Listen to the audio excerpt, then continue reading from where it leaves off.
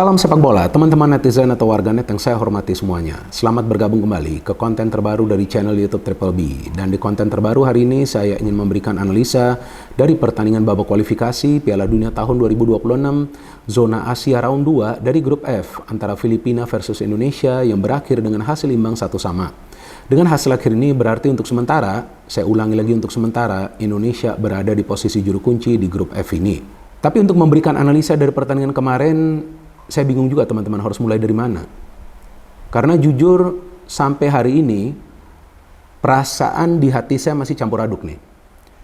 Ada rasa kecewa, rasa sedih, dan juga tentunya rasa marah. Tapi tenang saja, saya gak emosi. Saya gak emosi hari ini. Kalau semalam saya memang emosian sih. Maka itu saya tidak membuat konten ini semalam. Dan saya juga gak nyangka Indonesia akan kembali gagal meraih kemenangan. Kalau lawan Irak oke lah, sulit ya menang lawan Irak. Bahkan saya tidak menjagokan Indonesia untuk meraih kemenangan. Namun untuk match yang lawan Filipina ini di konten previewnya saya memberikan persentase 60% bagi Indonesia. Karena seperti yang saya jelaskan di konten tersebut bahwa Indonesia unggul dari segi materi pemain. Dan para pemain Indonesia itu sebetulnya punya speed yang bisa mereka manfaatkan. Walaupun tentu tidak akan mudah bagi para pemain Indonesia karena mereka akan bermain di lapangan dengan rumput sintetis.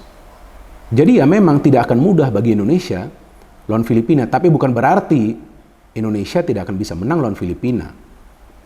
Walaupun dari segi ranking FIFA, sepengetahuan saya Filipina berada di atas Indonesia, tapi seperti yang selalu saya jelaskan, ranking FIFA ini kan tidak bisa dijadikan patokan tentang kekuatan sebuah tim. Dan juga lagi-lagi nih saya bingung dengan alasan demi alasan yang diberikan oleh Coach Sintayong setelah pertandingan lawan Filipina ini, di mana Coach Sintayong mengatakan bahwa Indonesia gagal meraih kemenangan. Yang pertama karena kualitas lapangan yang buruk ya, karena kan dengan rumput sintetis ya tidak mudah bagi para pemain Indonesia. Oke lah, ini bisa kita pahami ya, gak gampang. Tapi bukan berarti kan mustahil. Sebetulnya ada juga chance bagi Indonesia untuk meraih kemenangan. Dan yang kedua adalah karena faktor kelelahan ya, setelah perjalanan jauh dari Irak dan juga karena ada perbedaan waktu. Nah ini dua alasan ini yang saya bingung. Kalau alasan ini dipakai terus-menerus ya, maka artinya timnas Indonesia ini gak mampu untuk bermain di level Asia, gak mampu untuk bermain di level dunia. Karena tentu perjalanan akan jauh kemanapun. Kalau nanti istilahnya main di Piala Dunia kan di Eropa, atau main di Amerika Serikat, atau mungkin nanti main di Afrika, capek loh ke sana. Bisa apa para pemain Indonesia? Kan nanti alasannya seperti itu, perjalanan jauh, perbedaan waktu. Maka itu kan permainan dari Indonesia nggak rapi, maka itu kan Indonesia nggak bisa menang. Nah inilah yang nggak masuk akal bagi saya, nggak logis ini alasan seperti ini. Dan memang sih lapangan dengan rumput sintetis, tapi kenapa tidak disiapkan rencana permainan untuk mengantisipasi hal ini? Kenapa tidak juga mengandalkan direct passes dengan pergerakan tanpa bola dari para pemain Indonesia? Saya tidak mengatakan long ball, enggak. Direct passes yang juga diandalkan oleh para pemain timnas Filipina ketika mereka coba untuk merancang sebuah counter yang cepat. Walaupun juga para pemain Filipina mengandalkan umpan-umpan pendek. Kenapa tidak ada variasi permainan dari Indonesia untuk bisa membuka pertahanan dari Filipina yang kita tahu para pemain Filipina bermain keras menjurus kasar. Dan saya bingung juga ya, gak ada pemain Filipina yang mendapatkan kartu merah, padahal kasar banget mereka. Wasitnya juga aneh nih di pertandingan kemarin, tapi tentu kita gak bisa menyalahkan wasit. Jadi jangan juga pakai alasan nih karena wasit Indonesia gak menang. Enggak, Indonesia gak bisa menang karena mainnya amburadul. Saya gak bisa memberikan analisa itu hanya untuk menyenangkan teman-teman. Enggak, saya harus fair. Memang saya sering juga mengapresiasi Coach Sintayong karena sesuai dengan fakta. Dan saya tidak mengkritik Coach Sintayong karena pemilihan pemain dia kali ini, enggak. Karena menurut saya pemilihan pemainnya gak salah juga. Kan pemain yang underperform di pertandingan pertama lawan Irak kan gak dimainkan di pertandingan ini. Betul kan teman-teman? Tapi yang saya kritik adalah kenapa menurunkan lebih banyak pemain dengan naluri bertahan. Kenapa? Kenapa juga formasinya ketika bertahan menjadi 5 pemain bertahan. Ini kan para pemain Filipina ini kan sebetulnya kan kalau kita ngelihat teknik permainannya biasa aja ya. Tapi ketika mereka mendapatkan ruang untuk build up, tentu mereka akan lebih mudah untuk bisa masuk ke jantung pertahanan Indonesia. Kenapa lagi-lagi seperti di pertandingan lawan Irak, pressingnya di tengah itu kurang, palingan ada 1 atau 2 pemain. Nah saya juga bingung dengan mayoritas dari teman-teman yang memberikan analisa di sosial media bahwa Indonesia itu gagal bisa lebih sering menguasai bola di tengah karena absennya Ivar Jenner dan juga Marcelino Ferdinand. Nah, apakah hanya karena absennya dua pemain ini kemudian Indonesia kesulitan lawan Filipina? Kan enggak juga. Karena perlu kita pahami, dua pemain ini adalah pemain muda yang masih sedang berkembang. Dan juga, sorry to say, dua pemain ini bukan Lionel Messi atau juga Cristiano Ronaldo. Yang kalau nggak main, timnas Argentina dan Portugal itu sulit meraih kemenangan. Jadi saya harapkan teman-teman juga bisa lebih logis.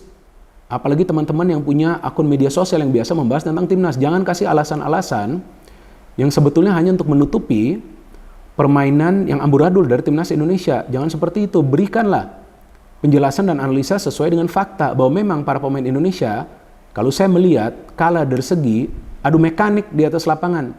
Karena para pemain Filipina mainnya tuh cenderung kasar. Bukan berarti para pemain Indonesia harus bermain kasar, tapi saya melihat para pemain Indonesia tuh sulit untuk bisa mengimbangi permainan keras dari para pemain Filipina. Jadi itu yang mengganggu para pemain Indonesia untuk bisa mengalirkan bola dengan baik. Dan dengan pressing yang dilakukan oleh para pemain Filipina, itu yang menyulitkan para pemain Indonesia untuk menguasai bola terlalu lama. Tapi dengan pressing yang dilakukan oleh para pemain Filipina, seharusnya juga para pemain Indonesia jangan terlalu lama menguasai bola karena bisa saja direbut dan kemudian ada serangan yang bisa dibangun oleh para pemain Filipina. Dan itu yang terjadi kan ketika Jordi Amat mungkin mengira dia adalah playmaker sehingga dia coba untuk dribble bola di lini tengah ketika para pemain dari Indonesia lainnya sudah naik untuk mencari ruang. Ya, padahal kita tahu bahwa dia adalah center back tapi dia coba untuk bermain cantik di tengah. Nah, itulah yang menjadi sebuah kesalahan yang fatal ketika bisa direbut oleh pemain Filipina dan ada serangan yang dibangun, kemudian Filipina bisa mencetak gol, kalau nggak salah nama pemainnya Reshelt. Tapi sebelum Filipina mencetak gol, hampir saja gol bunuh diri dari Rizky Ridho kan. Untung juga tuh Hernando Ori bisa melakukan save.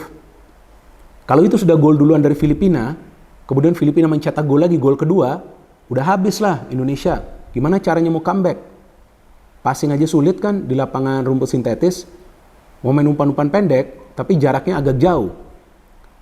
Tapi bagusnya, saya melihat di babak kedua permainan Indonesia lebih improve ketika para pemain lebih berani melakukan duel dan juga lebih berani mengandalkan skill individu karena kalau mau main passing saja agak berat. Lapangan ini berat banget nih, untuk ngangkat bola pun berat. Dan memang para pemain Indonesia belum terbiasa bermain di lapangan rumput sintetis. Jadi ya bisa kita pahami juga kesulitan mereka ya. Jadi ya tentu bagi mereka untuk beradaptasi mereka juga perlu masukan dari pelatih atau dari tim pelatih. Nah, ketika ada masukan dari pelatih, tentu itu yang akan memudahkan para pemain Indonesia. Tapi saya melihat para pemain Indonesia kesulitan juga untuk membagi bola karena mungkin mereka nggak paham bagaimana caranya mereka harus bermain di atas lapangan rumput sintetis seperti ini. Ini beda dengan para pemain Filipina yang memang sudah terbiasa bermain di lapangan seperti ini. Sehingga mereka tahu caranya untuk bisa passing bola dan mereka tidak ingin mengambil resiko untuk lama menguasai bola. Nah, ini beda dengan para pemain Indonesia. Ngapain bola itu lama dikuasain? Ketika kontrol bola saja kadang-kadang nggak bagus gitu. Dan saya nggak tahu juga kenapa itu Sandy Walsh diganti dan kemudian dimainkan Witan ya. Tapi saya pikir ya Witan mainnya bagus sih karena Witan pemain yang lebih kreatif, bahkan dia beberapa kali bisa memberikan umpan kunci ya. Jadi Witan permainannya bagus dan awalnya saya kira Witan akan bermain dari awal di pertandingan ini, kemudian Ramadan di depan bersama Stroik kan saya jelaskan kan, Ramadan dengan Stroik, kemudian ya Sadil mungkin tarik sedikit ke belakang. Jadi lebih banyak pemain bernaluri menyerang karena Indonesia perlu 3 poin. Tapi yang saya lihat di pertandingan kemarin dari awal, lebih banyak para pemain Indonesia yang turun itu adalah pemain-pemain dengan naluri bertahan. Gimana caranya mau membangun transisi positif yang cepat? Kan susah caranya seperti itu. Jadi lagi-lagi nih lebih banyak pemain Indonesia berkumpul di lini pertahanan ketika mereka bertahan. Ketika nyerang, ya para pemain yang bernaluri bertahan ini tentu tidak punya kreativitas yang diperlukan untuk bisa membangun serangan secara rapi. Tapi bagusnya Ricky Kambuaya, what a fighter. Saya tidak mengkritik permainan dari Ricky Kambuaya lawan Irak karena itu memang adalah pertandingan yang berat. Tapi kita lihat ketika lawannya Filipina atau Brunei atau juga Thailand atau juga Vietnam, Ricky gak mengecewakan. Bagus sekali pergerakan individu dia dan dia passing bola itu ke Sadil yang memang bermain ngeyel di pertandingan ini. Nah, saya ngelihat salah satu pemain Indonesia yang ngeyel dan yang juga berani, yang tampak gak takut dengan permainan keras dari para pemain Filipina adalah Sadil Ramdhani. Luar biasa pemain ini. Walaupun saya nggak sepakat juga dengan selebrasi dia ya. Seharusnya nggak perlu seperti itu, tapi tampaknya itu luapan emosi dia setelah dia berhasil mencetak gol yang cantik. Bagus sekali umpannya dari Ricky Kambuaya. 2 pemain yang dihasilkan dari kompetisi lokal kita berhasil bekerja sama dan juga mencetak gol. Seperti yang saya jelaskan di konten tentang pemain-pemain keturunan Indonesia, bahwa jangan menutup pintu juga bagi pemain-pemain yang dihasilkan dari liga lokal kita. Berikan mereka peluang juga. Dan kita lihat mereka bekerja sama dan mereka bisa mencetak gol. Tapi kadang-kadang teman-teman salah paham, nanti mengatakan, wah, Bung Binder ini anti pemain keturunan. Gak pernah saya anti. Jadi saya harus tegaskan seperti itu. Cuman yang saya menjelaskan bahwa jangan menutup pintu bagi pemain-pemain yang dihasilkan dari kompetisi lokal kita. Itu sudah ada konten yang saya buat. Jadi boleh pemain-pemain keturunan tapi memberikan persaingan juga bagi mereka.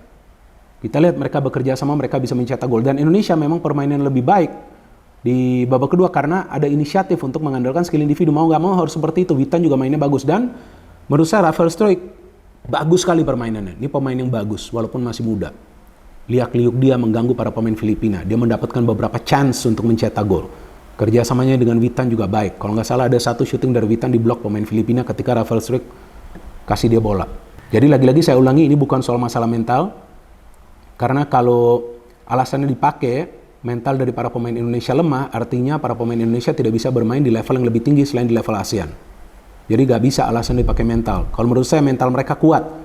Itu lihat saja lawan Filipina kan, main keras, diadu main keras juga di babak kedua. Babak pertama memang berat para pemain Indonesia. Jadi kalau soal fighting spirit, jangan pernah meremehkan para pemain Indonesia. Fighting spirit mereka bagus, tapi harus diimbangi dengan permainan yang taktis dan juga Coach Sintayong harus lebih cermat lagi dalam memilih starting line-up-nya. Dan memang Indonesia masih punya peluang untuk lolos dari fase grup round 2 ini. Semua orang tahu itu, masih ada 3 pertandingan di kandang. Tapi poinnya bukan soal 3 pertandingan di kandang atau 3 pertandingan lagi di tandang. Poinnya adalah cara bermain dari timnas Indonesia. Kenapa lawan Filipina mainnya seperti itu? Bahkan mau menciptakan peluang saja sulit. Hampir Filipina mencetak gol kedua ketika ada counter sekali lagi. Hernando Ari, heroik sekali penjaga gawang ini. Melakukan penyelamatan. Sampai terkena itu wajahnya kalau nggak salah. Dari sepakan pemain Filipina. Tapi dia gak turun lawan Irak teman-teman. Nah, jadi apa yang saya jelaskan di konten match review dari pertandingan antara Irak versus Indonesia benar kan? Saya mempertanyakan kenapa ada beberapa pemain yang tidak diturunkan oleh Coach Sintayong. Tapi bagusnya di match kedua ini Coach Sintayong melakukan revisi-revisi tersebut. Cuma ya nanti di next match ya kita harapkan taktiknya lebih benar, jangan terlalu banyak pemain bertahan yang main. Indonesia perlu bermain lebih frontal lagi dalam menyerang, tapi juga transisi negatifnya harus cepat. Bukan berarti bermain all out attack, tapi mengganggu para pemain tim lawan di ruang pertahanan mereka. Dan Indonesia harus bisa bangkit nanti di pertandingan selanjutnya untuk bisa meraih kemenangan, dan permainan harus lebih rapi lagi. Karena kita tahu sebentar lagi nanti akan ada turnamen Piala Asia. Jangan sampai Indonesia nanti di turnamen Piala Asia justru menjadi tim penggembira dan bahkan tidak bisa meraih kemenangan. Yang kita harapkan permainan harus rapi. Jika permainan rapi, tentu kemenangan itu akan menyusul bagi timnas Indonesia atau bisa didapat oleh timnas Indonesia. Jadi teman-teman, kita tunggu saja pertandingan selanjutnya dari timnas Indonesia. Saya mengkritik, tapi saya tidak memberikan hinaan ataupun hujatan. Kalian harus paham itu. Jadi jangan dipelintir nanti analisa saya ini. Oke? Kita tetap support timnas Indonesia, teman-teman. Kita support siapapun yang menjadi pelatih dari timnas Indonesia, tapi tidak ada salahnya ketika kita juga perlu kritis dengan permainan timnas Indonesia atau dengan keputusan-keputusan yang diambil oleh pelatih siapapun yang menjadi pelatih dari timnas Indonesia. All the way Indonesia. No hate, no politics, only football. Salam sepak bola.